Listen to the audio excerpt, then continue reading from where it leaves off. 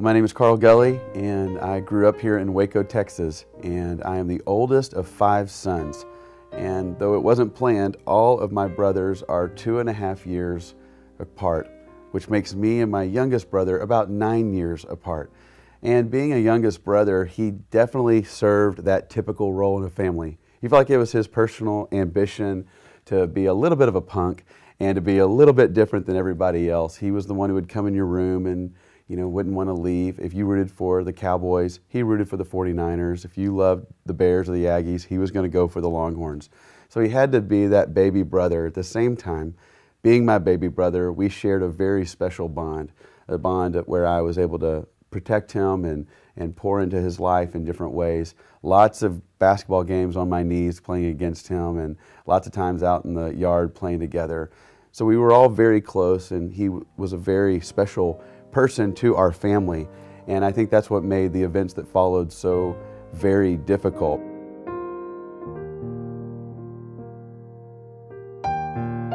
My wife and I had 2 children, and our third was on the way.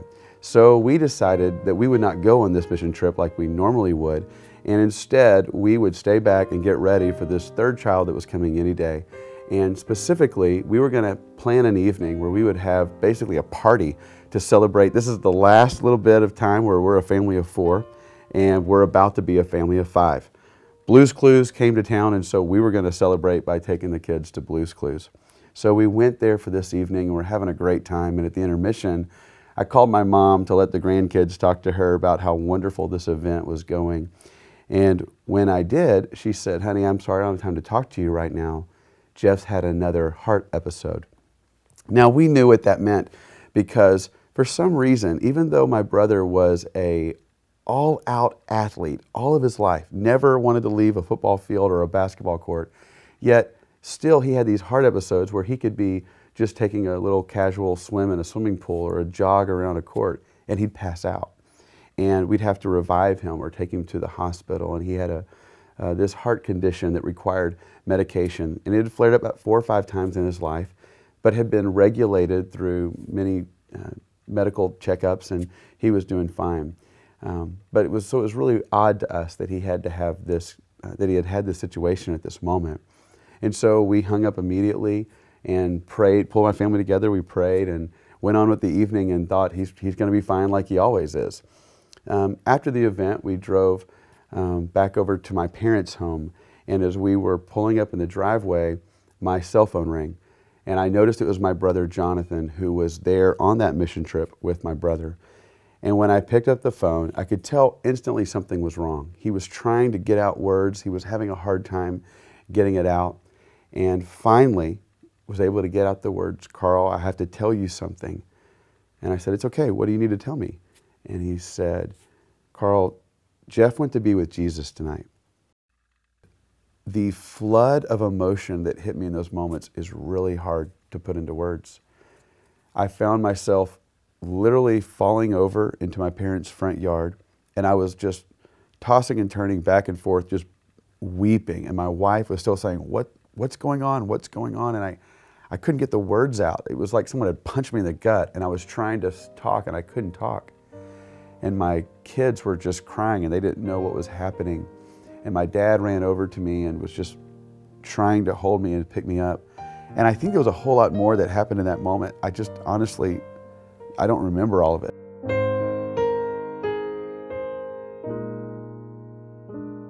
Then the phone rang again, and it was my senior pastor, Jimmy Seibert, who was there on that mission trip. And Jimmy's been more than a pastor. He's been a father and a brother and a friend to our family for over 20 years. So just hearing his voice on the phone, I lost it again. His voice of Carl, and I lost it. My dad wasn't. He was experiencing more shock.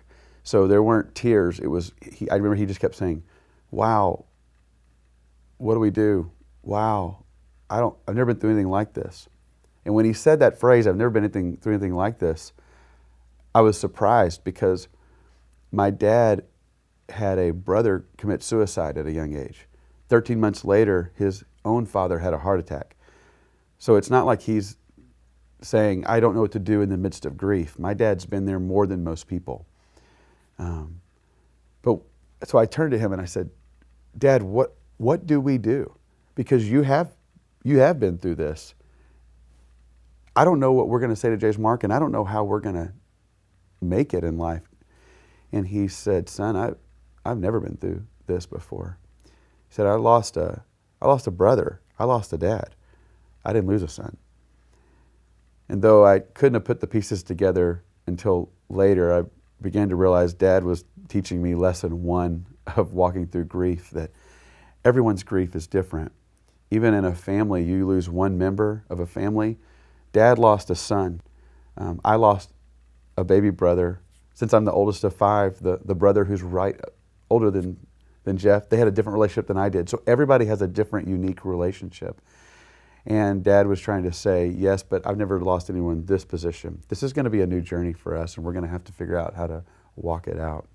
And in those moments of pain, I don't know how I remember this one thing, but what happened next became a defining point in the grief process.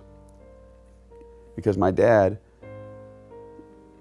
turned and began to just pray, and he said this one sentence. He said, Lord Jesus, no member of the Gulley family will ever accuse you for this loss. In our minds, you will always be good.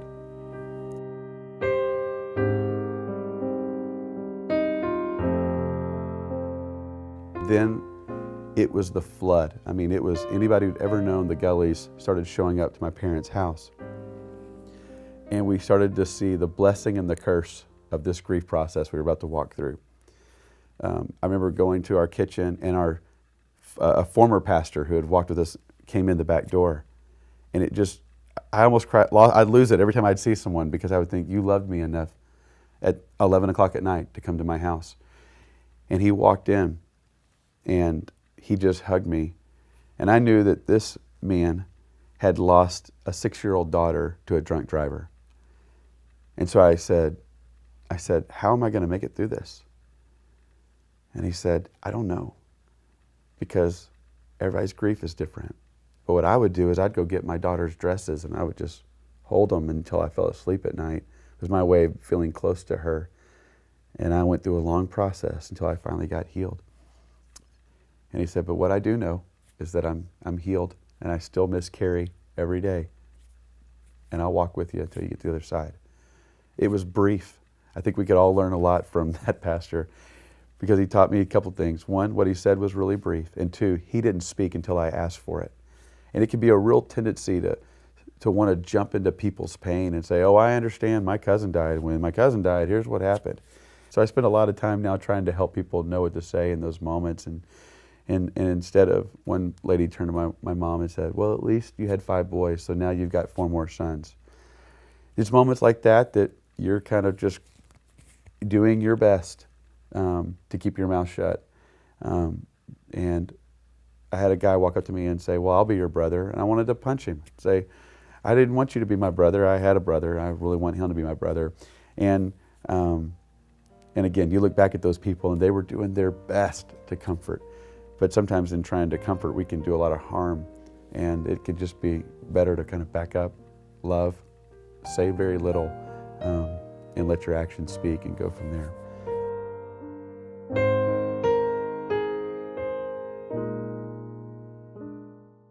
Years ago, my wife saw this quote, and she came home and she brought it to me, and she said, I think that this is something that needs to be a mark on our family. And I said, what is it? She said, we don't want to be sad that it's over. We want to be glad that it happened. I was like, say that again? We don't want to be sad that it's over. We want to be glad that it happened. And that quote kind of summarizes a piece of how we were able to take the final leap into living life day in, day out, knowing that the Gulley family of 7 went to the Gulley family of 6. Now we find ourselves stepping into people's living rooms and kitchen tables and say, yeah, we did go through that. And we never offer the advice unless someone asks, but now we're able to say, here's how we turn the corner. I don't know if this will be your journey, but probably here'll be some things you'll have to step through. And it's now our privilege to help other people the way that we were helped.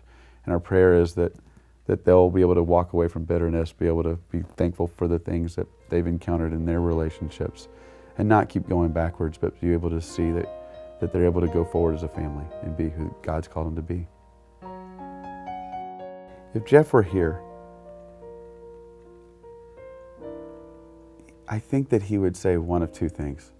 He would probably, after making some crazy joke or doing something to crack the room up, he would probably say that while he lived a fearless life, that fearlessness didn't always go in the right direction and cause problems for people. And he would probably look people in the eye and say something very blunt and direct along the lines of, don't be an idiot with your life. There are some places where he blew it. I think he would say, live fearlessly, but put it in the right direction, fight for others. I think the first person I want to see when I get to heaven is Jesus, and the second person I want to see is Jeff. And I am waiting for that day.